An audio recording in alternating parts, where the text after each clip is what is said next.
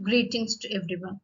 Today, let us discuss the topic on aims and objectives of teaching English as second language, presented by Dr. Sister M. Irudaya, Assistant Professor of English.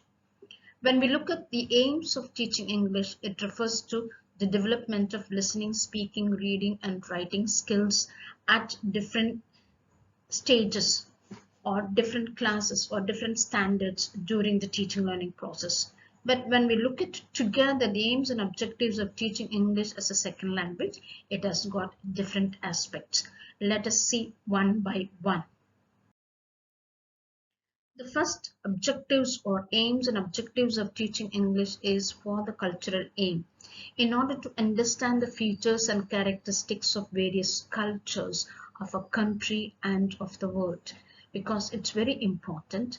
Every country has its own cultural aspect of various things such as food habits, dress code, festivals, religion, when people come together for a wedding, things like that. So therefore, in order to understand and appreciate, respect the cultural values of a country and of the world, we learn English as a second language in the Indian context, because we do not understand the other people's language. Even in our country, it is a multi-linguistic country where every state speaks its own language.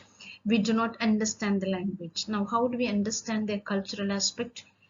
The books, journals, articles, biography, autobiography, fictions, those that are published, written, are translated into English. When we read them, we are able to understand and appreciate the rich cultural aspect of a country and of the world. Therefore, English is taught as a second language in the Indian context.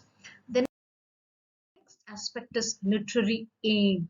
In order to understand the literature, in order to study the literatures of a country and of the world, because every country has its own literature with rich aspects.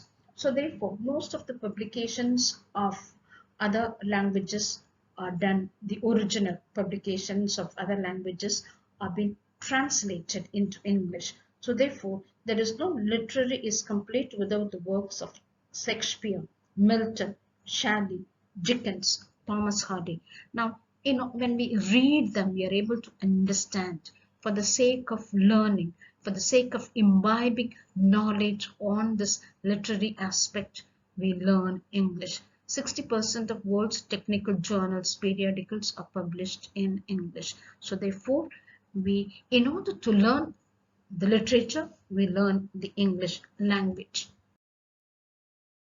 Third one is utilitarian aim.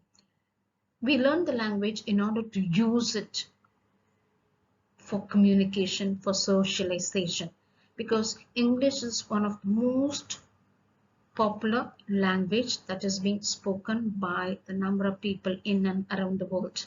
Around 320 million people use English as their mother tongue, and 200 million people use English as a second language. So I think this is one of the richest language that is being spoken by a number of people. Therefore, in India, it is taught as a second language so that after having learned, we could use it for the sake of communicating. The next, linguistic aim. Now, what do I mean by? Because in order to understand the scientific study of a language, we need to learn the language. How to use the language, how the language aspects work in order to understand, imbibe knowledge on mechanism of the language, how language works.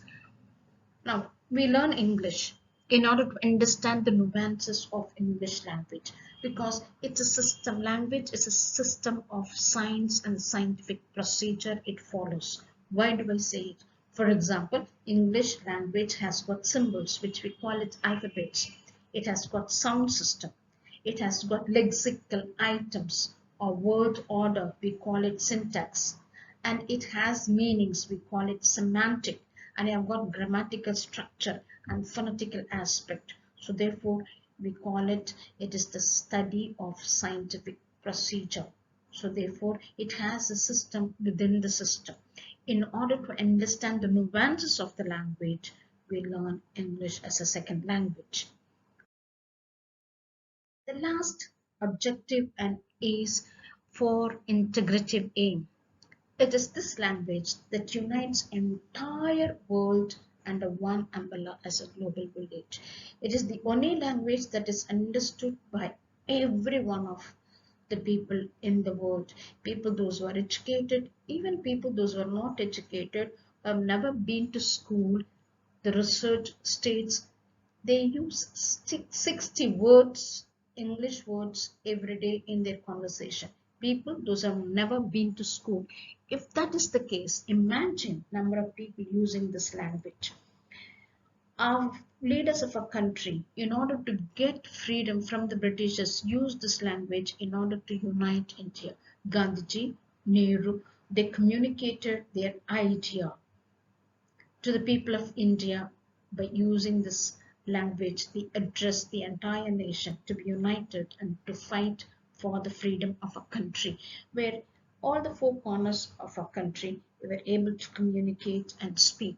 So therefore, it poses as a link language of the country. We are able to link our ideologies, our opinions, our desires with our country fellow men with this language, because India, every state speaks its own language.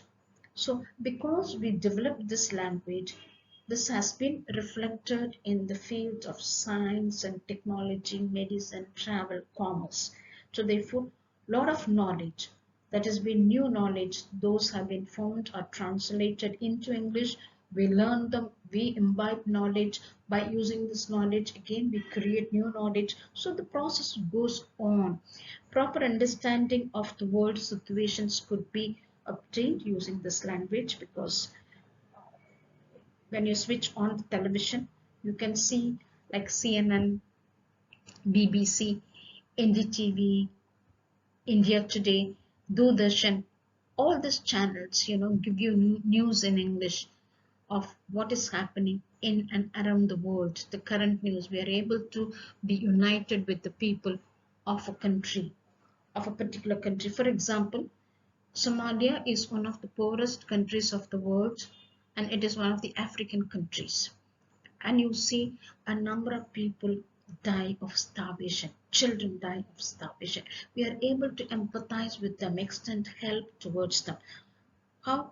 Not even visiting, because it is not easy to visit Africa if you want it immediately, but you can understand the current situation just by listening to the news, and we are able to mobilize help and reach help to those who are in need.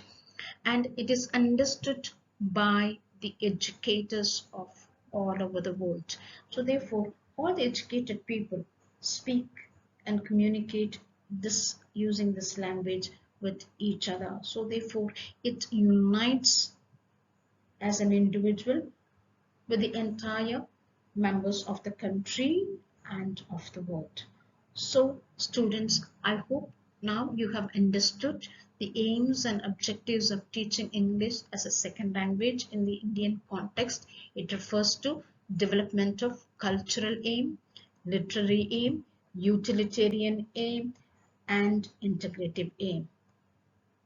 So girls, thank you for listening to me. Thank you.